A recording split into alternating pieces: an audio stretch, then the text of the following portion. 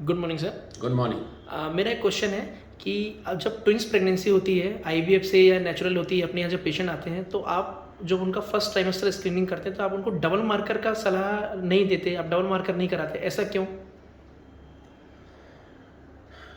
नमस्कार, मैं डॉक्टर दीपांकर बैनर्जी बोल रहा हूँ जबलपुर से। Ideal fertility IVF and genetic centre का डायरेक्टर, और मेरी वाइफ मैडम रिंकू एक बहुत अच्छी एम्ब्रियोलॉजिस्ट हैं और हम फीटल मेडिसिन और आईवीएफ रिप्रोडक्टिव मेडिसिन में काम करते हैं। ईशानी बैनर्जी एक बहुत अच्छी एम्ब्रियोलॉजिस्ट और एक बहुत अच्छी मॉलिकुलर बायोलॉजिस्ट है। हम पीसीआर टेक्नोलॉजी में भी काम करते हैं। ये जो क्वेश्चन है कि ट्विन प्रेगनेंसी में ये जो फर्स्ट ट्राइमेस्टर का जो डबल मार्कर है, बेसिकली डबल मार्कर है क्या? डबल मार्कर से हम ये कोशिश करते हैं कि किसी भी प्रेगनेंसी में डाउन सिंड्रोम, मतलब मोंगोलिज्म, या फिर मोंगोलिज्म वर्ड अच्छा नहीं लगता सुनने में, बट डाउन सिंड्रोम या फिर मेंटल रिटार्डेशन या फिर ट्राइसोमी 21, जिसमें कि बच्चे में कुछ ऐसा फॉल्ट हो जो कि आगे जाके उसको लर्निंग डिसेबिलिटीज़ हो, मेंटल रिटार्डेशन हो, बहुत सारी चीज़ें। ऐसे ही ट्राइसोमी 21 के साथ 18, ट्राइसोमी 13 और XY क्रोमोसोम के एबनॉर्मेलिटी, ये काफ़ी कुछ पकड़ में आती हैं डबल मार्कर से। नॉर्मली सिंगलटन प्रेगनेंसी पर डबल मार्कर एक स्क्रीनिंग टेस्ट है। अब आपका क्वेश्चन ये है कि ट्विन प्रेगनेंसी में मैं क्यों अवॉइड करता हूँ। ऐसा ज़रूरी नहीं है कि मैं ट्विन प्रेगनेंसी में फर्स्ट ट्राइमेस्टर का बायोकेमिकल स्क्रीनिंग मतलब डबल मार्कर अवॉइड करता हूँ, पर उसमें प्रॉब्लम ये रहती है कि उसका जो इंटरप्रिटेशन है किस सॉफ्टवेयर से कैसे होगा, वो थोड़ा कई बार कंफ्यूजिंग होता है। दूसरी बात, आप यदि एक सिंगल प्रेगनेंसी देखोगे तो एक सिंगल प्रेगनेंसी में एक ही प्लेसेंटा होगा और एक ही बच्चा होगा। ये जो पैप ए और फ्री बीटा HCG, ये दो टेस्ट होते हैं डबल मार्कर में। ये जो प्रोडक्ट है ये इसके प्लेसेंटा या कोरियन से निकलता है, मतलब जो फूल बनेगा, प्लेसेंटा बनेगा, उससे निकलेगा, और इसका रिपोर्ट से इसकी क्वालिटी डिसाइड होती है। एक बच्चे के लिए तो आप इसका लेवल जैसा भी सॉफ्टवेयर बताता है, जैसा लिटरेचर में दिया है, आप कर सकते हो कि कितनी रिस्क है। ये रिस्क है, ये ज़रूरी नहीं कि इस रिस्क में 100% बच्चे में खराबी हो। इसको कंफर्म करने के लिए फिर हम एक डायग्नोस्टिक टेस्ट करते हैं, उसको हम एमनियोसेंटेसिस कहते हैं। मैं नॉर्मली एमनियोसेंटेसिस प्रेफर करता हूँ rather than Korean villous sampling के, क्योंकि कोरियन विलस सैम्पलिंग में कई बार हम कोरियन से ही सैंपल ले रहे हैं तो ये सैंपल और ये सैंपल मैच करेगा, बट एमनियोसेंटेसिस में बच्चे के सेल होंगे तो एक्चुअल बच्चे का टेस्ट आएगा। अब आपका क्वेश्चन ये है कि यदि बच्चेदानी में दो सैक हैं, मतलब दो प्लेसेंटा बने हैं और दोनों में अलग अलग बच्चे हैं,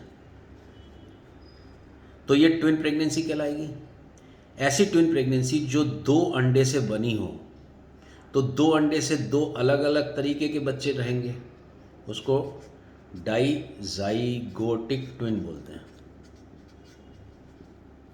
कई बार ऐसा भी होता है कि ये जो बच्चेदानी है इसमें एक ही प्रेगनेंसी स्टार्ट तो हुई, बट वो प्रेगनेंसी डिवाइड हो गई, तो इसका जो प्लेसेंटा है मोस्टली एक ही रहता है, पर इसमें दो बच्चे अलग अलग सैक में रहते हैं।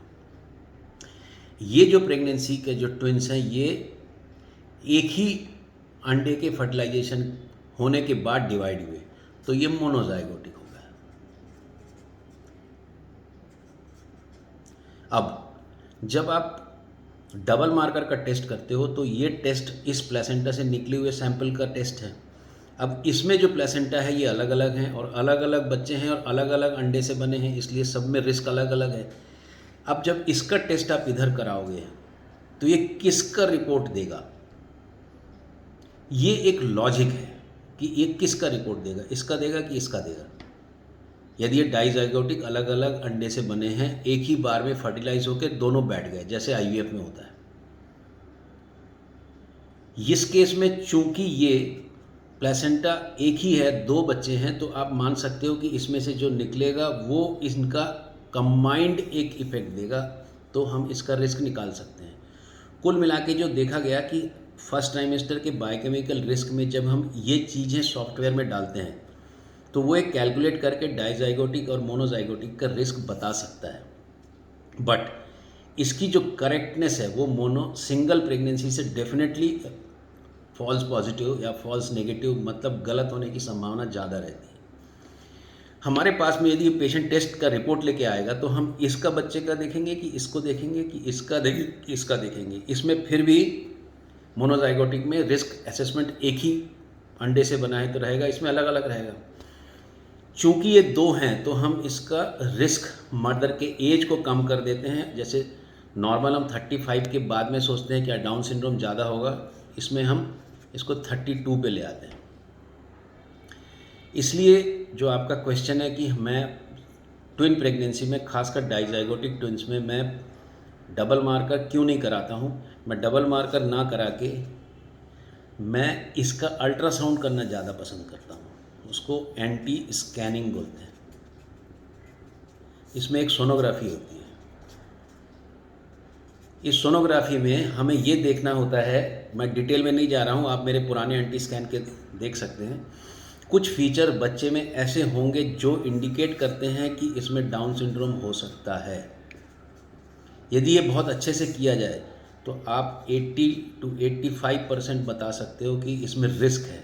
यदि ये रिस्क ज़्यादा है तो इसमें एमनियोसेंटेसिस करना चाहिए। यदि ये ट्विन प्रेगनेंसी है और आपको किस बच्चे में गड़बड़ है देखना है तो आपको एमनियोसेंटेसिस दोनों सैक से करना पड़ेगा।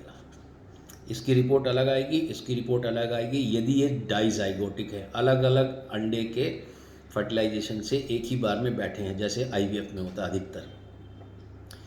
पर यदि मोनोजाइगोटिक है तो आप एक ही सैक से सैंपल निकाल के एमनियोसेंटेसिस कर सकते हो। कुल मिला के आपका जो क्वेश्चन है कि मैं ट्विन प्रेगनेंसी में फर्स्ट ट्राइमेस्टर में डबल मार्कर क्यों अवॉइड करता हूँ, उसका रीज़न ये है कि उसमें थोड़ा कन्फ्यूजन होता है मुझे रिपोर्ट को इंटरप्रेट करने में। उसके बजाय बेहतर ये है कि मैं इंडिविजुअल बच्चे का एंटी स्कैन करूँ और यदि उसमें डाउट हो तब मैं उसमें फाइनल करता हूँ कि मुझे एमनियोसेंटेसिस करना चाहिए कि नहीं। दूसरी बात, कई बार ट्विन प्रेगनेंसी में लोग क्वाड्रुपल टेस्ट या ट्रिपल मार्कर भी कराते हैं 16 हफ्ते में, उसमें भी बहुत कन्फ्यूजिंग होता है।